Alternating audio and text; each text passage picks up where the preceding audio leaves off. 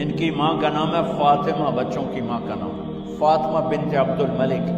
یہ دنیاوی سٹیٹس میں سب سے بڑی خاتون گزری ہے، آج تک اس کے لیول کی کوئی عورت نہیں آئی۔ دادا بادشاہ، باپ بادشاہ، 4 بھائی بادشاہ، 6 خامن بادشاہ، 7 نسبتوں سے یہ عورت شہزادی رہی ہے۔ حضرت عمر گھر آئے، بیگم نے کہا بچے کپڑے مانگ رہے ہیں۔ حضرت عمر کہنے لگے میرے پاس تو پیسے نہیں ہیں، تنخواہ میں تو مشکل سے روٹی پوری ہوتی ہے، کہاں سے لے کر دوں؟ تو تھوڑی دیر خاموش رہی بیگم، پھر کہنے لگی آپ ایسا کریں اگلے مہینے کی سیلری ایڈوانس لے لیں، اس سے میں کپڑے لے لیتی ہوں اور روٹی کا خرچہ میں مزدوری کر کے گھر بیٹھے مزدوری کر کے چلا لوں گی، آپ 1 مہینے کی تنخواہ ایڈوانس لیں۔ حضرت عمر بن عبدالعزیز واحد خلیفہ ہیں جن کے دور میں 3 بر اعظم میں زکوٰۃ لینے والا باقی نہیں بچا تھا۔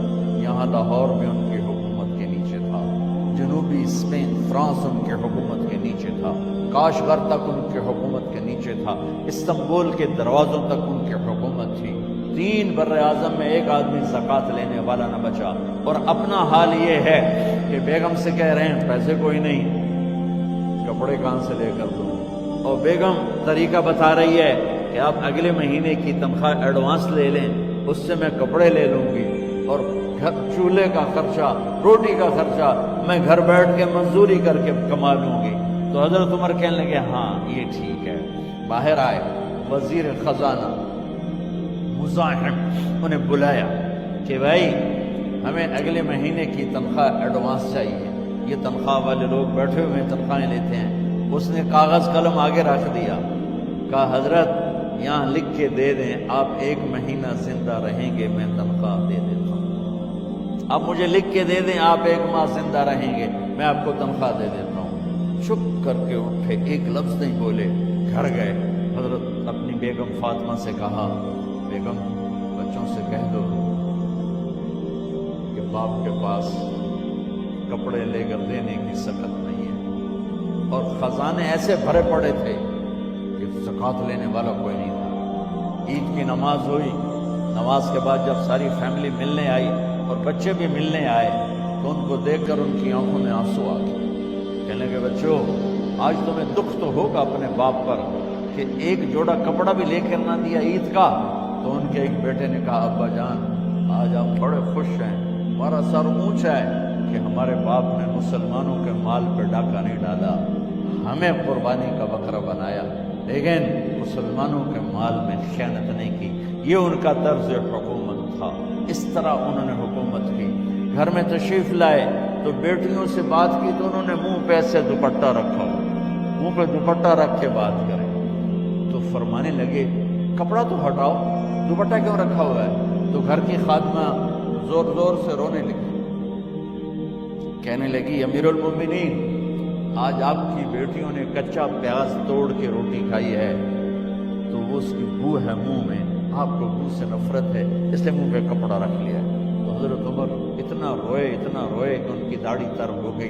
کہنے لگے آخر میں جب تھوڑا آسرے میں آئے کہ میری بیٹیوں تمہارا باپ تمہیں بڑے اچھے کھانے کھلا سکتا ہے لیکن میں جہنم کو برداشت نہیں کر سکتا، میں جہنم کی آگ برداشت نہیں کر سکتا، اب مرنے کا وقت آ گیا۔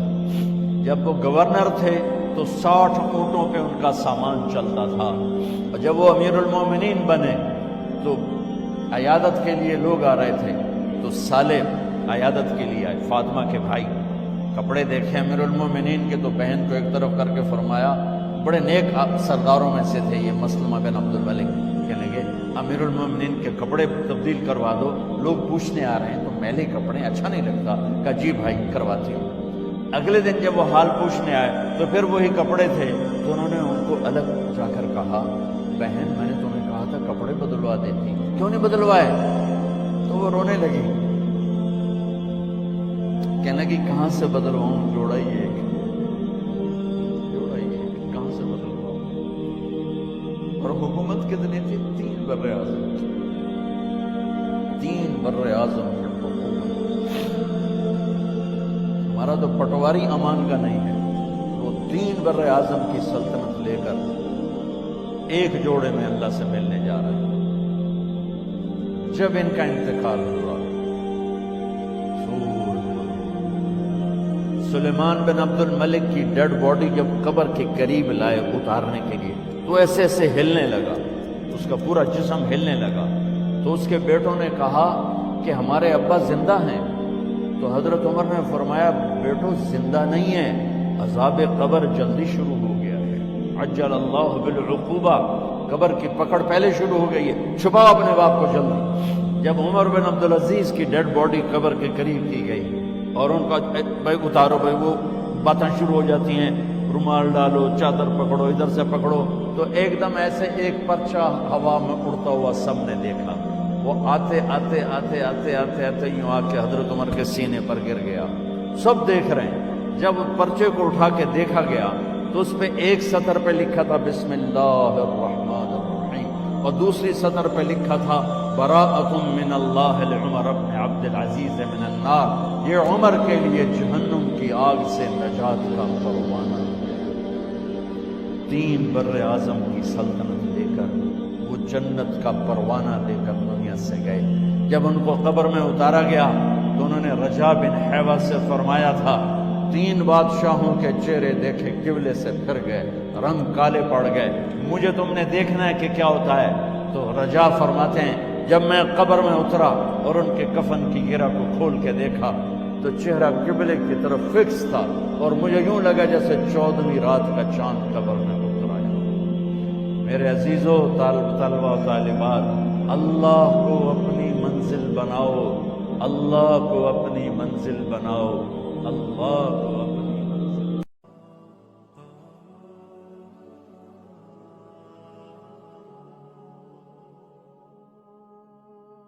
Subscribe now and press the bell icon. Never miss an update.